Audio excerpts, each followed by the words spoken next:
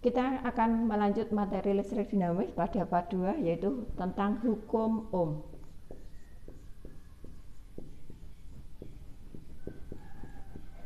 Masih dengan ilustrasi yang sama, di sini ada sebuah hambatan dihubung dengan sebuah beda potensial. Kemudian di sini akan ada arus yang mengalir sebesar I.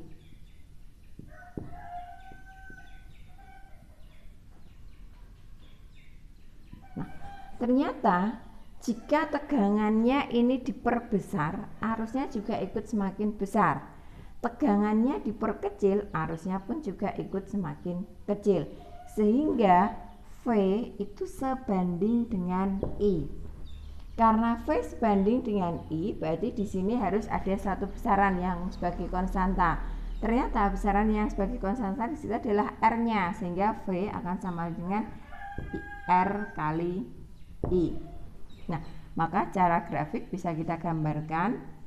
Ini V, ini I, grafik V terhadap I, maka akan dapatkan V dan I sebanding. Nah, kemiringan ini kita katakan dengan R-nya, atau bisa juga dikatakan dengan tan alfa, kemiringan sudut. Nah, sehingga pada satu rangkaian yang sama, besarnya R di sini adalah konstan, yang bisa kita ubah di sini adalah V dan I-nya. Itu pada hukum Ohm. Rangkaian hambatan. Hambatan ini ternyata bisa kita rangkai baik itu secara seri maupun secara paralel. Rangkaian seri. Jika kita mempunyai dua hambatan atau lebih, maka hambatan-hambatan ini bisa kita rangkai dia secara seri maupun terangkai secara paralel. Saat dua hambatan ini mau kita rangkai dia secara seri, maka caranya kaki-kaki hambatan ini tinggal kita hubungkan. Maka dua hambatan ini sudah dikatakan terangkai secara seri. Jika hambatan ini dihubungkan dengan beda potensial, maka pada rangkaian ini nanti akan ada arus yang mengalir I. Arus I ini akan mengalir dari potensial tingginya V. Kemudian misalnya ini ada titik A, ini titik B, sini titik C. Kemudian arus ini masuk ke titik A, lanjut sampai ke R1. R1 menuju ke titik B, lanjut ke R2, kemudian ke titik C, kemudian lanjut ke potensial rendah. Begitu seterusnya aliran arusnya. Di sini arusnya akan mengalir searah, tidak terus bolak-balik, tidak, belum. Nanti untuk materi yang arus bolak-balik kita bahas di bab selanjutnya. Yang kita bahas sekarang adalah arus yang searah. Maka di sini dia arahnya tetap. Nih, ngalirnya ini sepanjang rangkaian ini.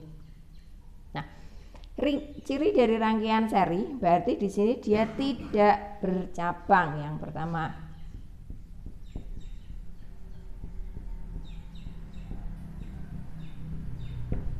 Yang kedua, arusnya kita lihat. Arus dari potensial tinggi masuk ke R1, masuk ke R2, kemudian ke potensial rendah. Berarti misalnya arus yang ada di R1 saya katakan dengan I1, arus yang ada di R2 saya katakan dengan I2. Maka besarnya arus I1 dan I2 adalah sama. I sama dengan I1 sama dengan I2. Atau dikatakan bahwa pada rangkaian seri besarnya arus adalah tetap. Maka besarnya hambatan bisa kita cari dari V-nya. V misalnya VAC, berarti dari A ke C. VAC itu boleh lewatnya ini atas, boleh juga lewatnya bawah. Saat dia lewatnya atas, maka VAC dari ini ke sini akan sama halnya dengan, anggap yang masuk di R1 kita katakan dengan V1, yang masuk di R2 saya katakan V-nya dengan V2. Berarti VAB yaitu akan sama dengan V1 ditambah dengan VBC yaitu V2. VAC kalau lewat atas berarti akan samanya dengan VAB plus VBC. Nah, sekarang kalau kita nyatakan VV-nya, kalau dia lewatnya bawah ini berarti VAC. Nih, Berarti dia akan sama halnya dengan V ini sendiri. VAC akan sama halnya dengan V. VAB dia akan sama halnya dengan V1. VBC dia akan sama halnya dengan V2. Nah, V tadi bisa kita cari dia akan sama halnya dengan I kali R.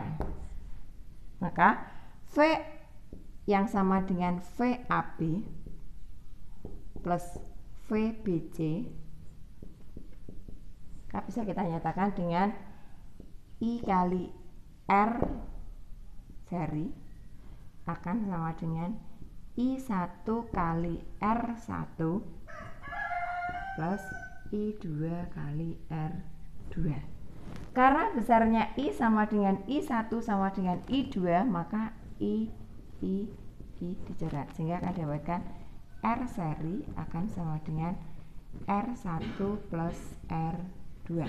Maka pada rangkaian seri ini dikatakan sebagai rangkaian pembagi tegangan, dan harga R-nya akan semakin besar dibandingkan dengan RR penyusunnya.